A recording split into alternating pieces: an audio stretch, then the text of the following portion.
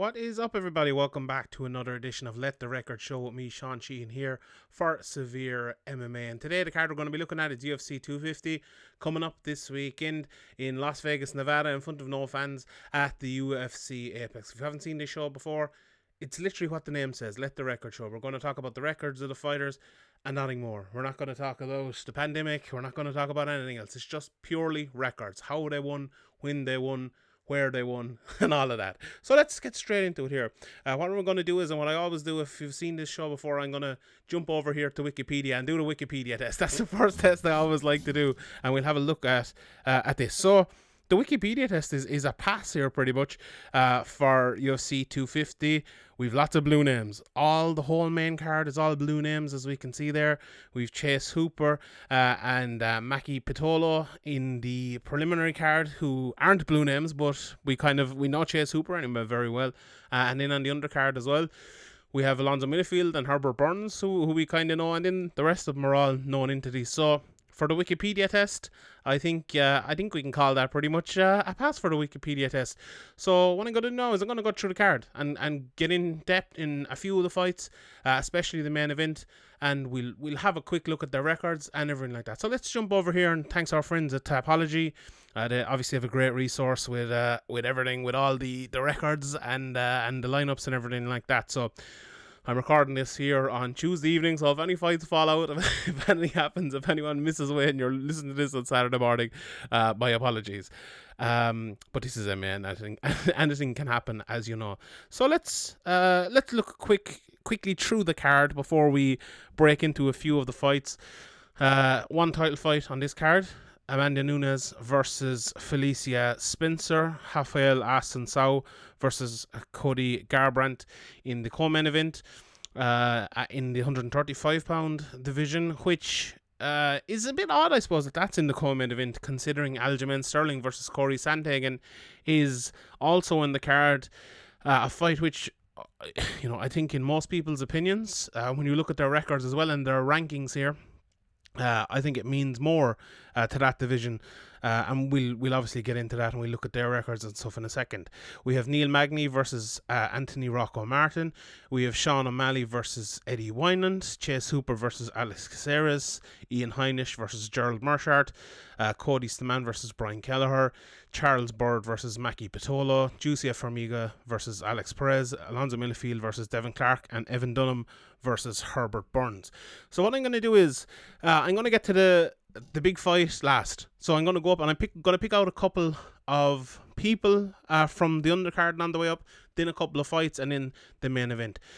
So the first one I want to look at Evan Dunham here. Evan Dunham's been around a long time, record of 18-8-1. Let's see when Evan Dunham's MMA debut was. It was a long time ago. Look at this. He fought Gray Maynard as an amateur. So all the way back in 2007. He fought, has lots of wins, obviously. Earned his career, fought Efren Escudero, former tough winner, Tyson Griffin, Sean Sherk, Melvin Gillard. So a guy that's been around a long time, fought the likes of Cerrone dos Anjos, Barboza back in 2014. Got back to winning ways. They had lots of cancelled bouts in. So look at this record over the last few years, say since that time, around 2016. It's been a lot of cancelled bouts. He's that one very good win, which we all remember, over Rich Glynn, and then he's lost a couple against Francisco Trinaldo and Olivier Aubin-Mercier. So this is a big fight for him. His last win was that Rich Glynn fight all the way back in 2016. Obviously, he had the draw with Beneil Dariush as well, which was a good result, I suppose, at the time, with an up-and-coming guy like Beneil Dariush. So big fight here as well for Evan Dunham against Herbert Burns, who we all know as well. I have to pick out this fight as well, considering the 125-pound division is kind of in a state of flux at the moment. Alex Perez versus Juicy Formiga. We talked about Alex Perez a little bit on the podcast.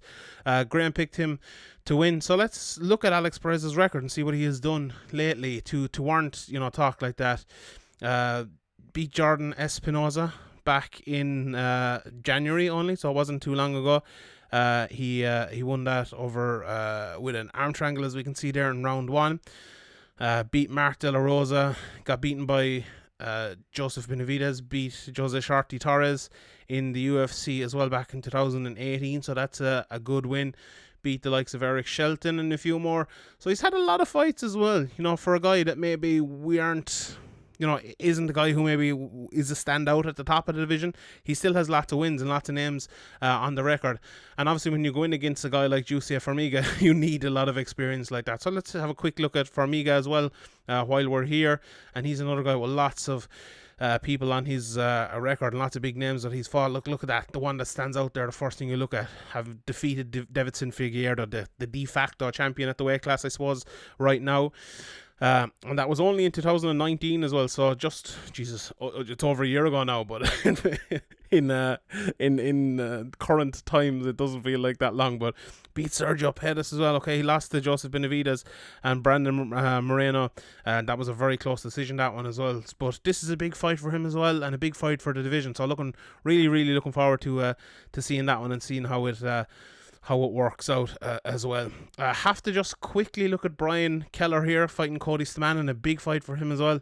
And the one standout thing I suppose with this fight is this here. Hunter Azor fought him on the 13th of May.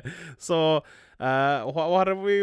It's going to be like less than a month between fights, so that's a big thing for Brian Keller. Big fight again against Cody Stamann, who has lots of fights under his belt as well, and is up there towards the top of that division. So that's a big fight for him.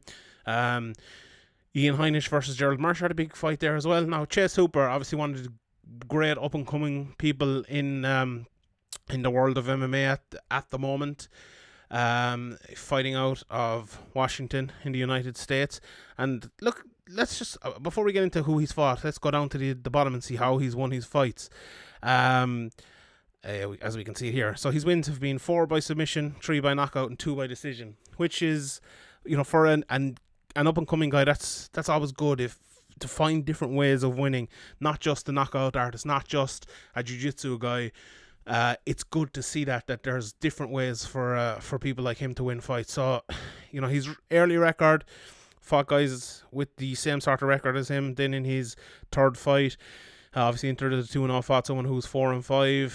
That's his amateur record. What am I looking at?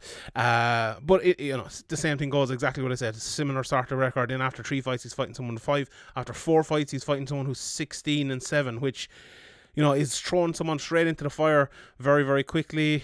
Fighting someone who's 3-0, 4-0. He's had a tough way to get there, fighting, obviously in the Contender Series there, and then coming into the UFC towards the last fight of his career. Obviously was his debut. Feels like he's been there a lot longer than that. But fighting Alex Caceres. Alex Caceres has, he's 15-12, but he's been around for a long time, been in there with some good people. That Cron Gracie fight, we won't talk about that one. That fight was a fight he kind of maybe threw away a little bit. I'll give more credit to Cron, but like, he fought Jason Knight when Jason Knight was kind of on, maybe not on the come up, but he's a good fighter, and lost to him, lost to Yair Rodriguez, beat Cole Miller, the Conor McGregor, this is kryptonite, as people used to call him. Fought Uriah Faber, beat Sergio Pettis, which was obviously the standout win of his career. And Damasio Page, who was around for a long time, Cole Escovedo, back in the day, he fought a lot of good guys. So big test for Chase Hooper, and interesting to see if he's able to pass it. Another guy in a similar sort of position, I suppose, to Chase Hooper is Sean O'Malley, who's fighting Eddie Wineland. Sean O'Malley 11-0, and a lot of people are talking about this maybe as a step back in terms of his progression for Sean O'Malley. His last couple of fights, as we'll be able to see here, Jose Alberto Quinones, there's some grappling bouts there, I don't know why they're there, fought Andres Sukumtot, Terrion Ware. So I don't think, to be honest, that this is a step back. Okay, maybe those guys on the way up are better than Eddie Wineland is now, but Eddie Wineland still has that name. He's still been around for a long time, and people still know him as a very, very good fighter. And I think a win over someone like Eddie Wineland means an awful lot. It means more than those wins. Won his last fight, he lost a couple before that, but he's beaten Takeo Mizugaki, beaten Frankie Saenz, who's a very, very good fighter as well. Back in the day, beat Brad Pickett, beat Scott Jorgensen. He's fought Benavidez, fought Uriah Faber, has been a champion over in WEC, and a lot of names, a lot of fights there on his record. So Eddie Wineland is he's no easy out for anyone, and I think that's a good test for Sean O'Malley at this stage of his career. So I really like that fight. Then we get to that was the first fight on the main card. The rest of the main card Rocco Martin versus Neil Magny. Neil Magny been around for a long time. 22-7. Rocco Martin 17-5.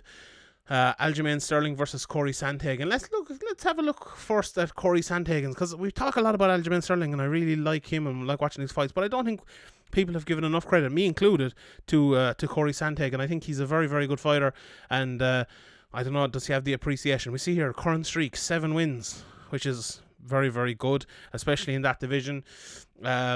His height 5'11", which is pretty big for the division. It'll be interesting. I always forget this, but it'll be interesting to look at Aljamain Sterling when we get there for a second. So 5'11", 70. Will I remember that? Probably not.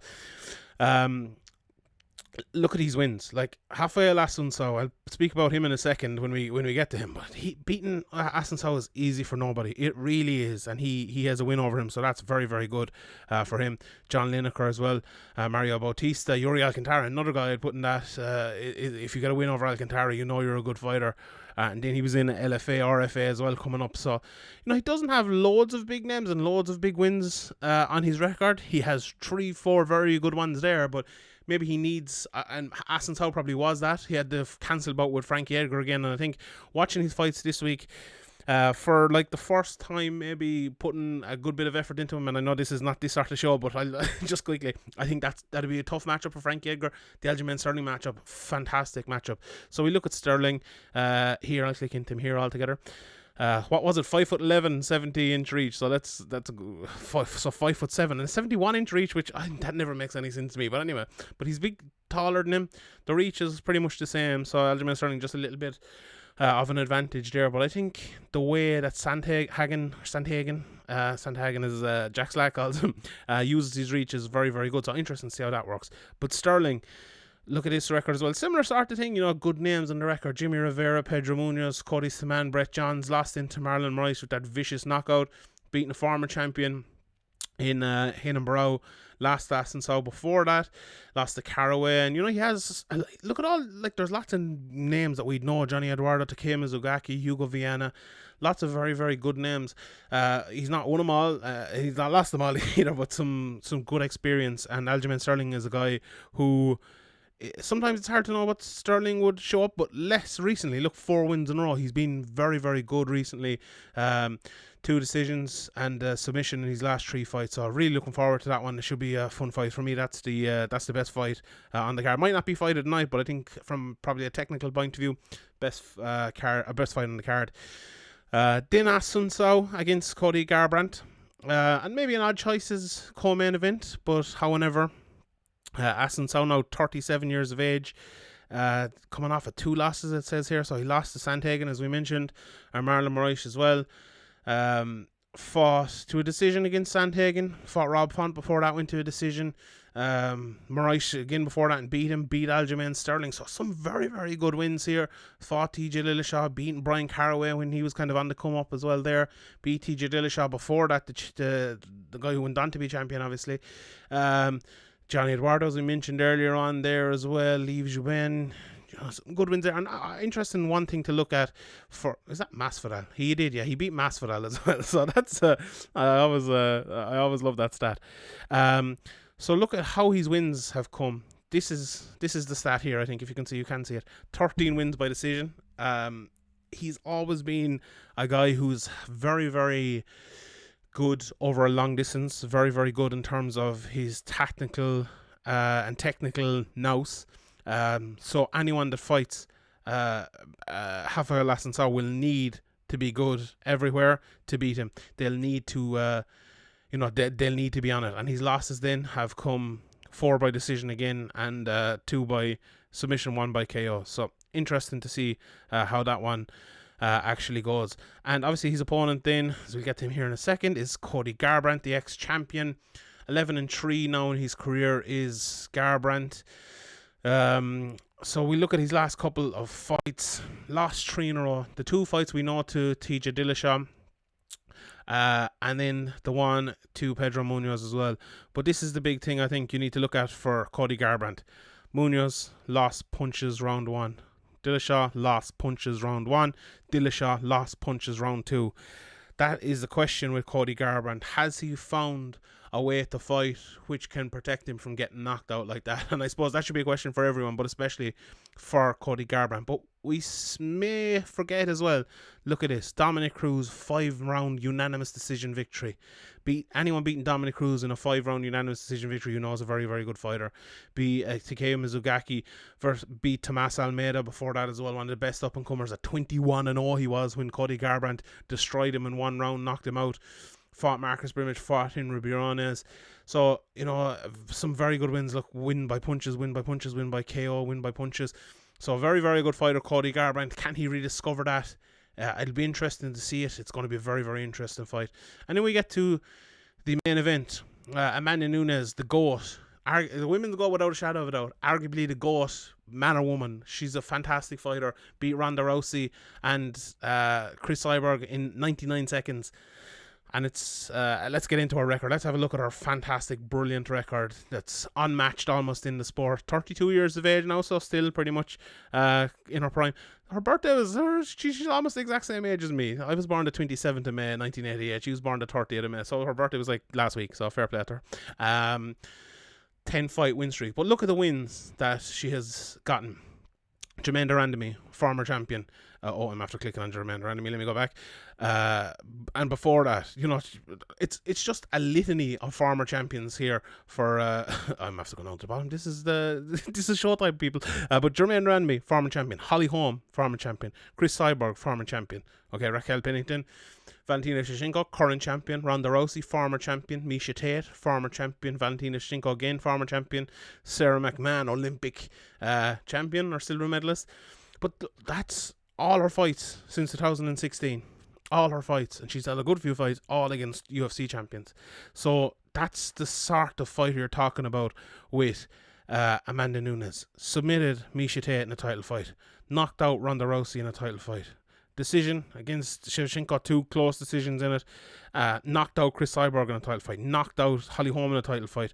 Unanimous decision, a good technical win against Jermaine Durandamy. So that's the sort of fighter that Amanda Nunes is. As someone who's very, very technically good, tactically good, brave, hits hard, is good on the ground, good submissions and everything like that. So that's Amanda Nunes, and that's her record. It's been an unblemished record since Kat Zingano beat her all the way back in 2014. Very much a different fighter now. Before that, lost to Sarah Delalio as well, lost to Alexis Davis, and lost in her first fight as well against Anna Maria. But obviously a very, very different fighter now, and undefeated since 2014. Then we get to Felicia Spencer, maybe more of an unknown for people now. Fighting out of Canada, as we see there, 8-1, 1 fight win streak. And let's look at her record now. So she beat Zara Fyrn in her last fight, won by ground and pound. Lost to Chris Cyborg in a unanimous decision, which people, you know, gave her a lot of credit for. She stuck in there well with Chris Cyborg and went 5 rounds, which, you know, it's no shame for anyone. Beat Megan Anderson before that, who was the great hope for that division for a lot of people, or maybe not the great hope, but a great next challenger for maybe Cyborg at one stage. Beat Pam Sorensen, who's been around for a long time before that. 7-2 was her record. Beat someone 5-1 before that, and in her opening fights as well, all in Invicta. So, you know, that proving ground of Invicta has done a lot for Felicia Spencer. And you see her, Macy Chiasson, who's in the UFC now, if I'm not wrong. She beat her as an amateur as well. So let's look at how she has gotten her win. So 8-1 in her career, as we saw. 2 wins by KO, 4 by submission, and 2 by decision. She's very much someone who will, you know, take people down and submit them there. So, yeah, that's Felicia Spencer. Obviously, you know, 8-1 against Amanda Nunes, who is 19-4. That's going to be it's going to be a lot to overcome, I suppose, for Felicia Spencer. But it's you know, it's the title fight we have anyway. So let's run through it quickly again. Amanda Nunes versus Felicia Spencer, 145-pound featherweight, female featherweight title, which I suppose we should have mentioned as well. Amanda Nunes has gone up to her 1 time, I think it's all it is now, weight class. So then we have the 2 bantamweight fights, which with looks like Jose Aldo's fighting Petr Yan for the title now. This could, an impressive win here for any one of these guys, and I suppose especially for Sterling or Sandhagen, could put them in position to be the next title contender there. So Rafael Assunção and Cody Garbrandt as well. And then on the main card you have Sugar Sean O'Malley, the big up and coming bantamweight, as well against Eddie Wineland and Neil Magny and Rocco Martin in an important contender welterweight fight, to maybe push someone in towards the top 15, top 10. Chase Hooper, another big up and comer then against Alex Caceres, a veteran of the sport. Two guys hanging around the middleweight division, could be going towards the top 15, pushing upwards with a win here. Gerald Mershart and Ian Heinisch. Cody Stamann, Brian Keller, same thing again at 100. Well, Brian Keller fights at 100. They both fight at 135 pounds, haven't they? I presume this is kind of a catch weight for both of them. But they both fight lower down. But a big fight for both of those guys too. Charles Bird, Maki Pitolo, Juicy Formiga, Alex Perez means a lot for that 125 pound division. Not that many people in 205, so Devin Clark versus Alonso Minnifield. Alonso Minnifield 9-0 as well. Big prospect coming through, so definitely keep an eye on Minnifield as well. And then Evan Dunham versus Herbert Burns, whose brother got a huge win last week, and he'll be looking to get the family in the win column yet again. Right, everybody, thanks very much for listening. Really appreciate it. If you enjoyed this and you want more stuff like this, head on over to SevereMMA, Patreon as well, patreon.com/SevereMMA podcast. We've loads of podcasts up there basically every day of the week. We have something up there, so if you want to support us, support the website and support people trying to cover the sport the right way, you might think about signing up there. Enjoy the fights this weekend. We'll see you all next time. Good luck.